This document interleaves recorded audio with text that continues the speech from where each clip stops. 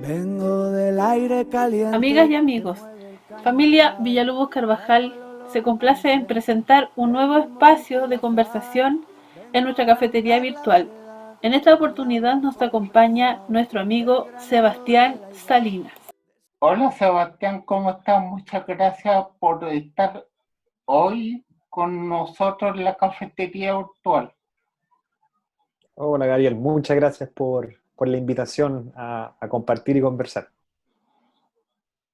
Yo conocí de ti por Hans de la comunidad de organizaciones solidarias y el año pasado me llegó una invitación, pero no pude ir a una actividad de ustedes en el sur, Mm, pero por el tema del estallido social no tuve como uso silla de ruedas. El problema mío era depender de un tercero para ir claro. y no pude ir a la actividad. Me hubiera gustado estar contigo.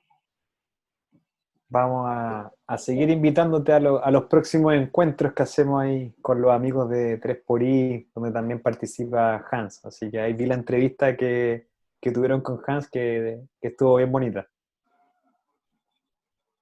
Yo conocí de ti también por tu trabajo con las zonas rurales. ¿Cómo ese trabajo? ¿Cómo empezó? ¿Qué te motivó a hacerlo? Mm.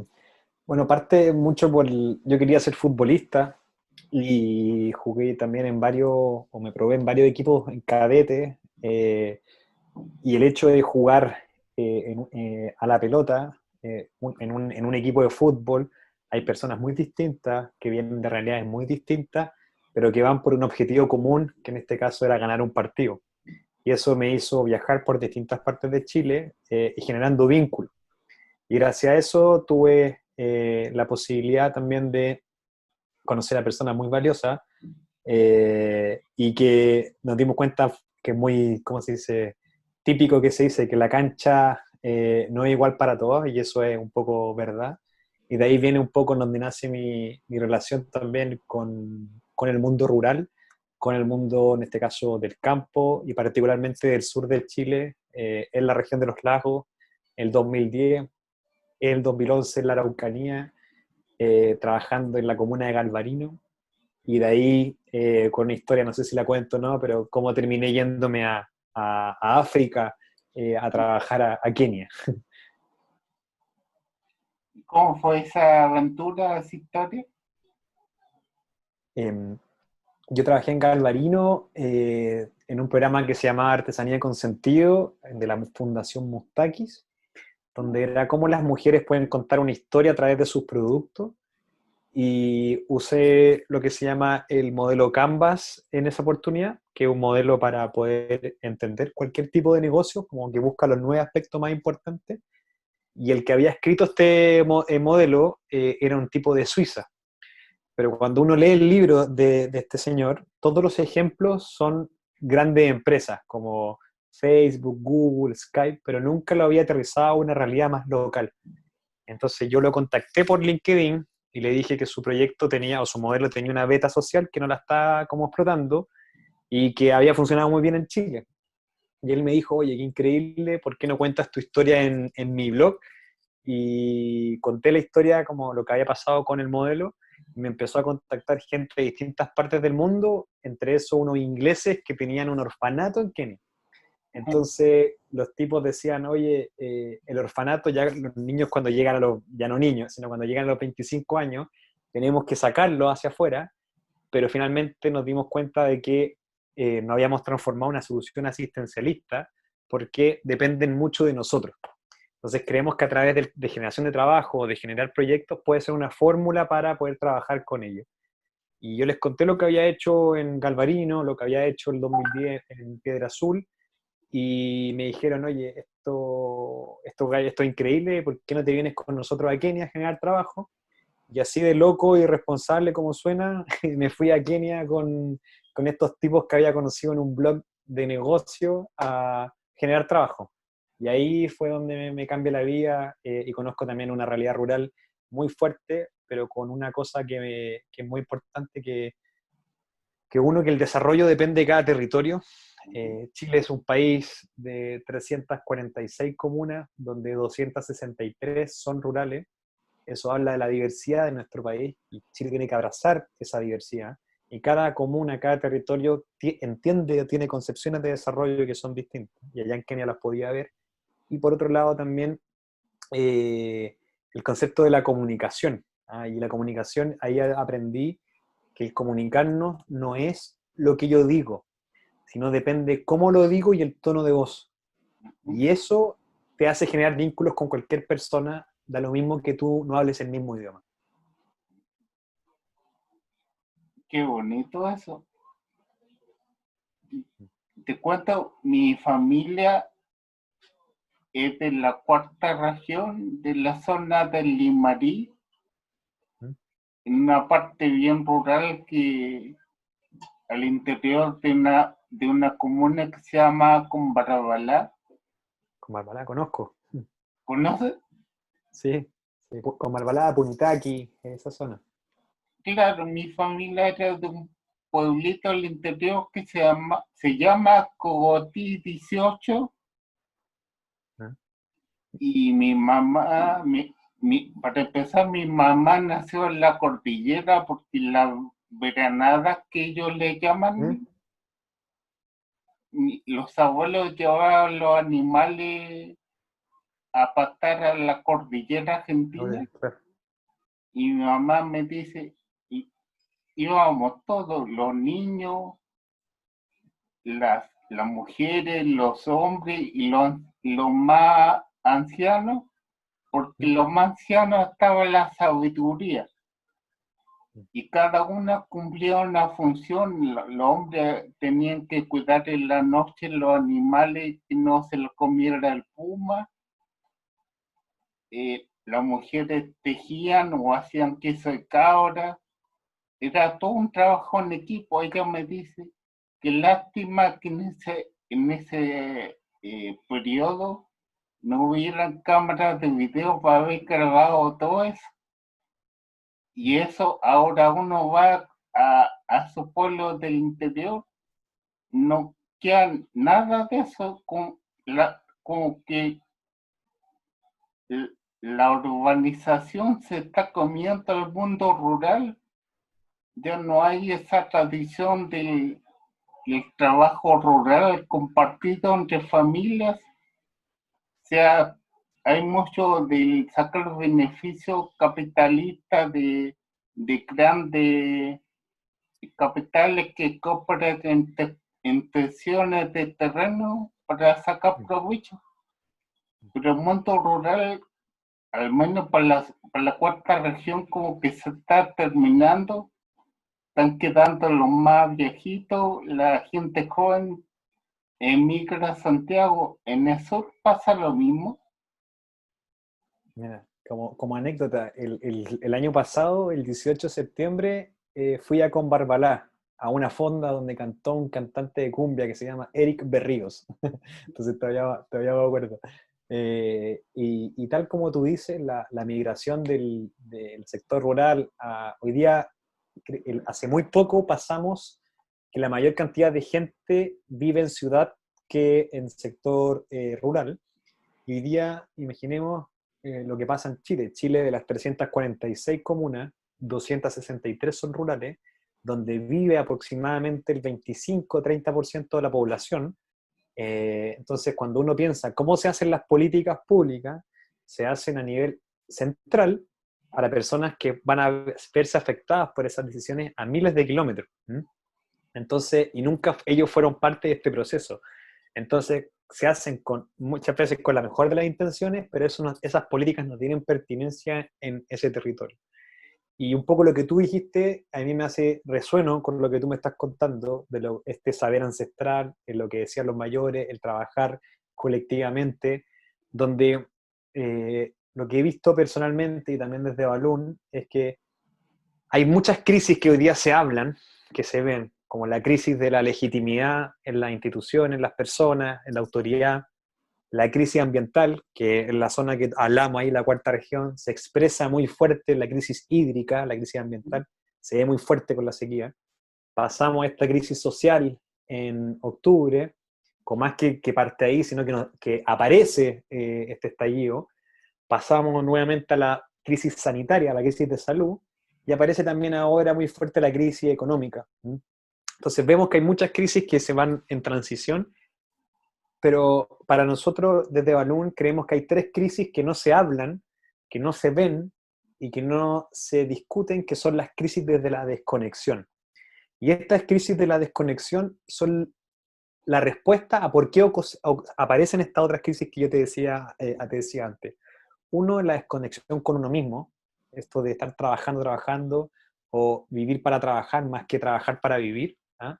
Después la crisis de desconexión con el otro, que ya no sabemos relacionarnos, no sabemos mirar a los ojos, no sabemos esta interacción, este respeto, la tolerancia, esa se quebra, y la relación con el entorno, donde nos creemos dueños de la naturaleza, pero no entendemos que somos parte de la naturaleza. Y es un poco lo que tú decías, esto de crecer, creer que podemos crecer infinitamente cuando tenemos recursos finitos, rompe esa concepción de entender que la naturaleza no es nuestra, al menos nosotros somos parte de eso. Entonces estas crisis de desconexión creo que son la explicación de la respuesta a por qué aparecen todas estas crisis que estamos viendo. ¿Y cómo ves toda la parte rural de pueblo mapuche, de el cuidado a la tierra como principio?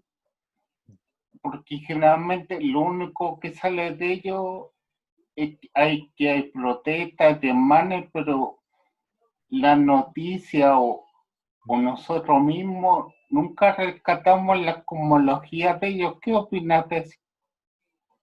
Una muy buena pregunta, y por eso, por ejemplo, si vemos en las noticias comúnmente se trata el tema mapuche desde las crónicas, desde los camiones quemados, desde que algunos dicen que hubo terrorismo, delincuencia, etc. Pero tenemos que entender eso como la consecuencia o el síntoma de un problema. Eso no es solamente la problemática. Hay que condenar la violencia en todos sus aspectos, pero ¿por qué pasa eso? ¿Cuál es la pregunta de por qué llegamos a eso? ¿Qué hay detrás? Y un poco lo que tú dices del saber ancestral, de la cosmovisión mapuche, ellos tienen un concepto que a mí me encanta que se llama el kume moyen. El kume moyen es el buen vivir, y el buen vivir es justamente el tener una relación armónica conmigo, con el otro y con la naturaleza. ¿Ah? Y ellos como hombres de la tierra o gente de la tierra, como Mapu, tierra, y Che, persona, tienen una relación y una raíz muy fuerte, y a mí me quedó grabado una vez la mía muy amiga de Melipeuco, se llama Luz María Buenupi, que ella estaba como protestando, luchando muy fuerte para que no pusieran una central en su río, en su salto, en el Truful Truful. Y ella me decía, Seba, el río para mí es tan sagrado como para un católico puede ser el cáliz o el cuerpo de Cristo cuando está bendecido.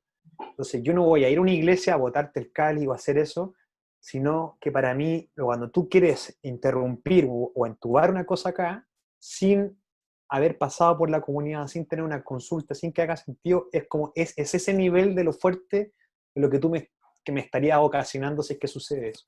Y eso es entender un poco la relación virtuosa que existe entre la naturaleza y el mundo mapuche, que tenemos mucho que poder aprender, o sea, más que mirar poco para adelante y a los grandes investigadores o papers de las mejores universidades, hay un saber ancestral que hoy día tiene una relevancia muy grande que está ahí mismo en la cultura mapuche, pero también un sinfín de otras cosas que, bueno, podemos empezar a hablar del mundo mapuche, que es algo que a mí me apasiona y estoy muy metido, podríamos estar hablando ahí días, pero ahí estoy respondiendo un poquito a tu pregunta. A mí me llama mucho la atención el saber de ello.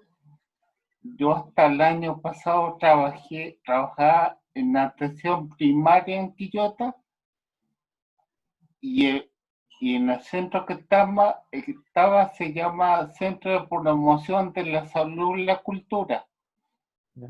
Y ellos me llevaron a un lugar en Villa Alemana donde hay una comunidad mapuche estuvimos tomando mate con ellos y ellos nos contaban lo que significa para ellos la tierra, lo que significa para ellos el respeto a los mayores, cosas que nosotros los chilenos, los mayores lo vamos dejando de lado y ellos no, pues ellos lo aprecian con mucha fuerza la sabiduría del mayor y ahí me fueron contando su historia, cómo fueron emigrando algunas comunidades hacia la zona central, pero eso cómo uno lo puede poner en que algún medio de comunicación haga reportajes sobre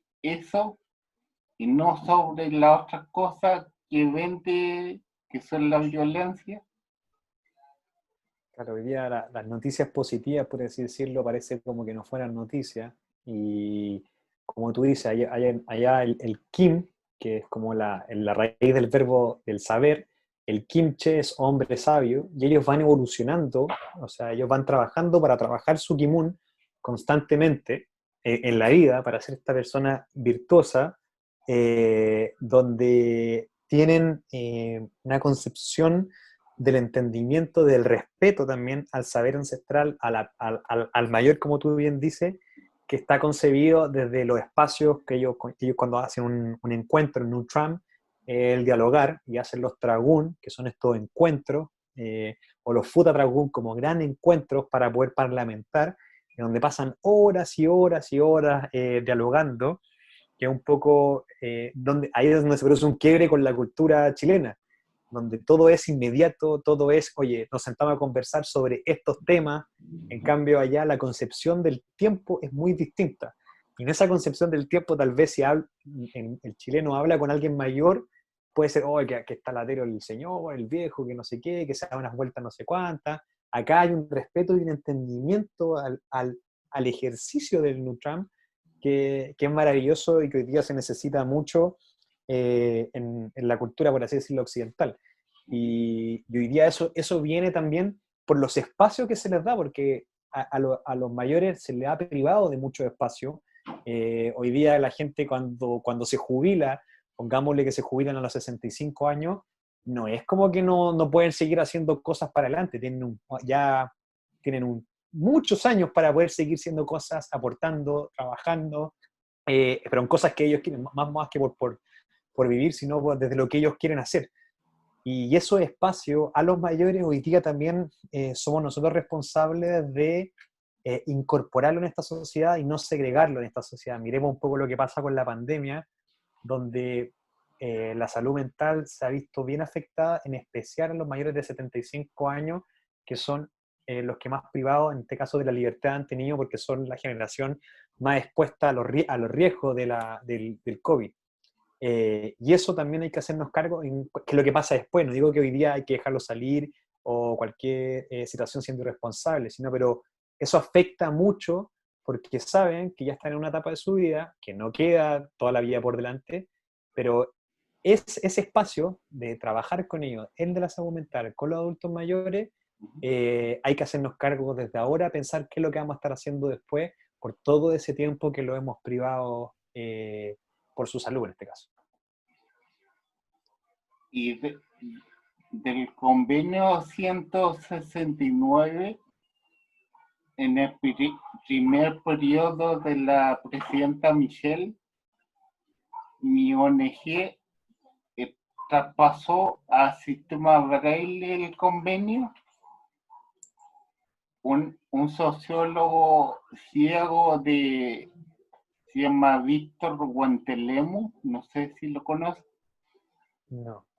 Llevó varios ejemplares a un encuentro de discapacidad de pueblo originario en Panamá en ese entonces. ¿Cómo tú ves has visto discapacidad o cómo la ves en el pueblo mapuche o está muy oculta? Mira,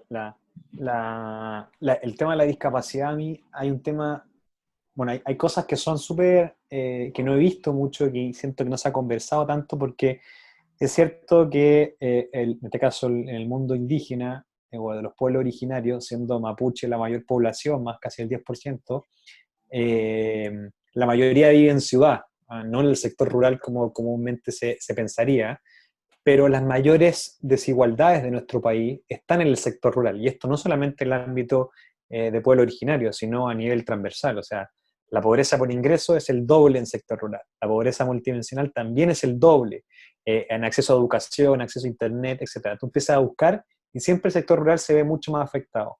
Entonces, cómo tú tratas la discapacidad también en estos mismos lugares, también va a haber una desigualdad muy grande. Entonces yo siempre lo veo como, ¿estamos hablando de lo rural o estamos hablando de lo urbano?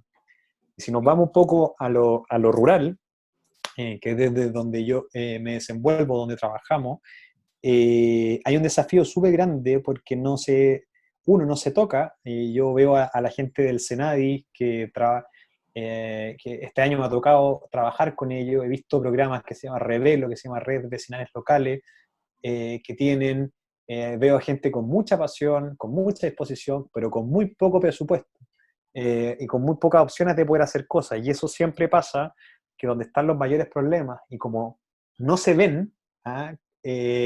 Parece como que no importaran. Y eso, yo escribí una columna el año pasado, durante el estallido, donde estaba ese proceso más fuerte, por lo que pasaba en los sectores rurales, porque no son los que pueden marchar, no son los que están comúnmente acá en la capital, o los que tienen el acceso a ciertas redes. ¿Por qué? Porque están muy lejos, ¿ah? Porque son los que tienen menos acceso a una escuela, a agua potable, etcétera, etcétera. Y eso también pasa con la discapacidad. Entonces, si no se ven, pareciera como que están invisibilizados. ¿Ah? Y eso creo que es un desafío donde siempre se toman las cosas de una manera reactiva cuando ocurre algo muy fuerte o algo malo para que la gente tome conciencia, sino por qué no adelantarnos y ser precavidos, y donde más duele, donde más invisibles están, visibilizarlo y apoyar para que esas soluciones o esos espacios puedan ser de mejor manera para estas personas. Claro, como tú dices, visualizar lo que pasa en las comunidades es lo esencial. Hace 2 o 3 años estuve en un encuentro TESI en Valparaíso. Mm. Había un empresario de unas navieras ¿Mm? y contó el, que el hijo de él es profesor de música ¿Ya? y estaba haciendo clase en una comunidad mapuche de la que la prensa tilda como una de las más conflictivas, pero él decía que él fue a ver la escuela, estuvo con los niños y él se emocionó el poder de la música, como los niños mapuches fueron comunicando sus sentires, sus esperanzas, solo con la música. Y eso tampoco he visto en otro lado, pero él lo comentó ahí. A mí me impactó su comentario, me emocionó porque rara vez un empresario que diga eso es como que no fuera de Chile ese empresario, pero este empresario vio eso en los niños y está apoyando fuertemente a esa escuela. Y a veces es tan sencillo con el poder del encuentro del uno con el otro. Empresarios, sistema público, organizaciones civiles trabajando juntas. ¿Tú qué piensas? ¿Por qué Chile está tan polarizado Polarizado. y no comprende que el poder del encuentro, el poder del amor, del estar con el otro, en colaboración se pueden lograr muchas cosas? Mira, dos cosas, muy linda pregunta. Para mí hay 4 formas de poder generar vínculo con una comunidad, en especial en las rurales. O sea, uno es a través del fútbol. Siempre hay gente que juega fútbol y a través de la pelota podemos hacer vínculo. otros a través del arte y la música. Como tú dices, el arte y la música encanta, te hace viajar, te hace entrar en una disposición completamente distinta. La tercera es a través de los niños, y los niños juegan un rol fundamental en los territorios, porque tiene una relación obviamente con cada una de sus familias, que es como lo que más aprecian, el futuro, las nuevas generaciones, y lo otro también es la generación de proyectos. Y tú el hecho de estar generando proyectos en conjunto hace que tú puedas vincularte. Entonces también a Chile tiene un dolor muy grande, que es esta fragmentación del tejido social, donde no hay confianza, no hay relaciones de confianza, no se miran al otro a la cara, y como tú dices, no está ese encuentro, y hoy día estamos en una sociedad completamente polarizada, donde siempre está la etiqueta de blanco o negro, derecha, izquierda, bueno o malo, y siempre se trata de etiquetar. No sabrás un poco esa diversidad, y acá lo que pasa es que tratamos de siempre eh, de buscar las cosas más que nos diferencian, más que las cosas que nos unen. Y te aseguro que hoy día hay muchas más cosas que nos unen de las que nos separan, pero cuesta un poco tener esa mirada, y mirar, sacar la cabeza como el avestruz que la tiene metida en la tierra, sino mirar un poco para adelante. Y esa desconfianza tan grande que está en las instituciones, en la autoridad, etcétera, con esta polarización que tú bien dices, es porque comúnmente la gente no dialoga, la gente negocia. Y esa distinción entre dialogar, negociar y en este caso mediar es muy distinta y se confunde mucho, en el sentido de que negociar es que yo me siento contigo con un objetivo común ya antes de que yo me sienta contigo, yo ya sé más o menos qué es lo que quiero dentro de este espacio, de esta conversación que vamos a tener. Y eso todo el rato es negociar. Y por ejemplo, el gobierno siempre está negociando, por ejemplo, con el mundo mapuche, con los profesores, siempre están negociando, nunca se han sentado a dialogar. Y cuando decimos diálogo, el diálogo, por eso cuando se dice que el diálogo es para valientes, es porque el diálogo trae incertidumbre. Yo no sé qué es lo que va a salir, pero yo pongo todos mis esfuerzos, mi energía, en el proceso, no en el fin. Y por eso, es también una frase muy de Balún, es que para nosotros los medios son los que determinan el fin, no el fin justifica los medios. Y si nosotros ponemos todo el esfuerzo, energía, incluso el dinero para hacer el proceso, las soluciones van a ir saliendo solas. Tú has estado en 3xI, donde ahí se pone el foco en el medio. Y la conversación, proyectos, las cosas que salen nunca están prediseñadas. Es algo que ocurre en la magia de poder encontrarnos. Entonces, ¿qué es lo que pasa en esta polarización? Porque hay tanto susto, hay tanta desconfianza, que solamente se negocia y no se dialoga. Y por eso estamos tan polarizados. Y una curiosidad, ¿qué significa Balloon Latam? Buena pregunta. LATAM es por Latinoamérica, no tiene nada que ver con la aerolínea. Nos llamamos antes de que se juntaran. Y Balloon, porque cuando yo estaba en Kenia, le pusimos ese nombre. Y Balloon significa globo en inglés. Y el primer logo de Balloon era un globo aerostático. O sea, está el globito acá, y está acá el globo, y el globo aerostático tú manejas hacia dónde quieres que el globo se mueva. Entonces, la analogía que está detrás del nombre es que el aire de una comunidad son las personas. Y si las personas trabajan de manera colaborativa, van a decidir hacia dónde van a ir, no hacia dónde les dicen que tienen que ir. Entonces, esa es la analogía que está detrás del nombre de Balloon. Ah, qué bonito. Eh, ah, Siguiendo con los pueblos originarios, te cuento que mi ONG Salivi hizo 3 cuentos, una trilogía de 3 cuentos inclusivos que lo escribió una psicóloga inéditos. Pero lo mágico de este cuento, que está en macro tipo, una letra más grande, en sistema braille, y está en Rapa Nui. ¿En serio? Qué bueno. Y es lo hicimos pensando primero por la quinta región, porque ellos pertenecen a la quinta región, para que visualizar su lengua, su origen, y eso fue entregado a escuelas de todo tipo y para educación prebásica. ¿Ustedes han trabajado en Rapa Nui? No he tenido la oportunidad de trabajar en Rapa Nui. Conocí la isla el año pasado recién, y es un mundo también ahí por descubrir, esa cultura polinésica también ancestral, y que la situación de Rapa Nui también como historia, donde se produce este quiebre desde Frei Montalva, que es súper reciente.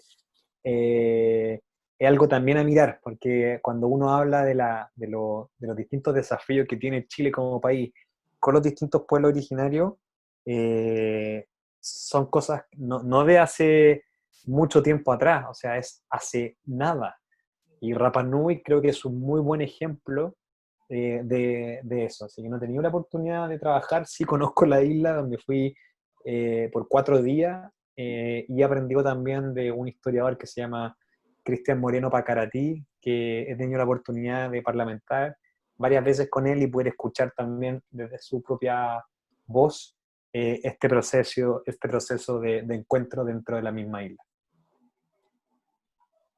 Hay un amigo nuestro que es de Argentina, es un médico en el norte de Argentina, se llama Julio Monsalvo, y él rescata mucho el quehacer de los pueblos originarios, mucho en la zona del Ecuador, la zona de Bolivia, acá en Chile, en Argentina.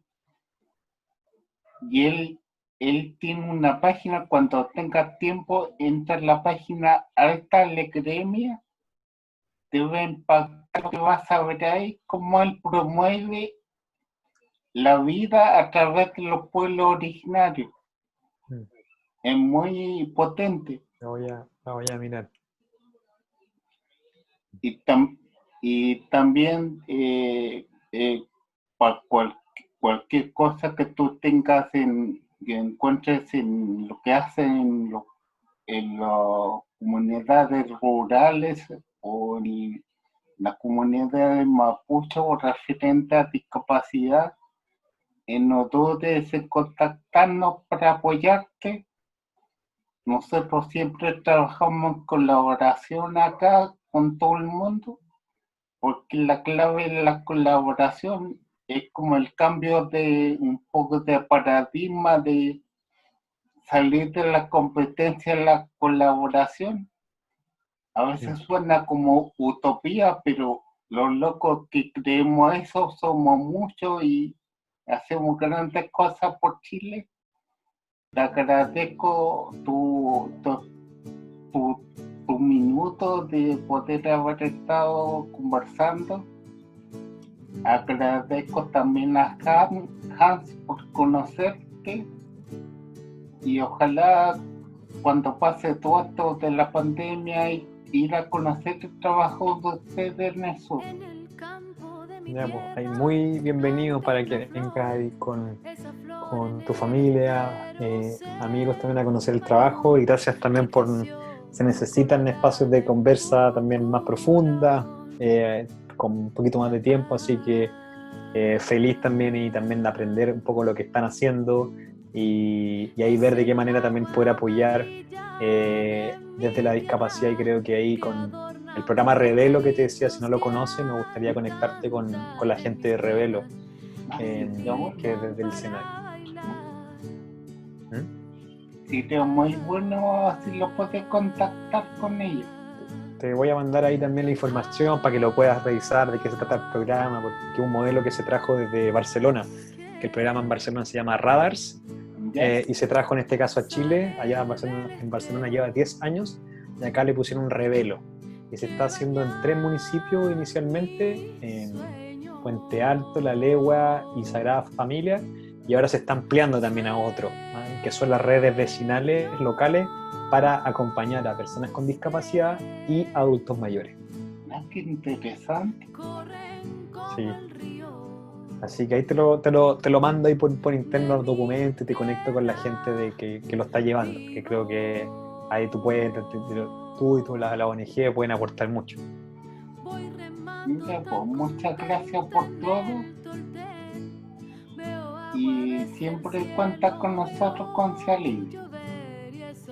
Muchas gracias, un gustazo conocerte y agradecerte por la conversación.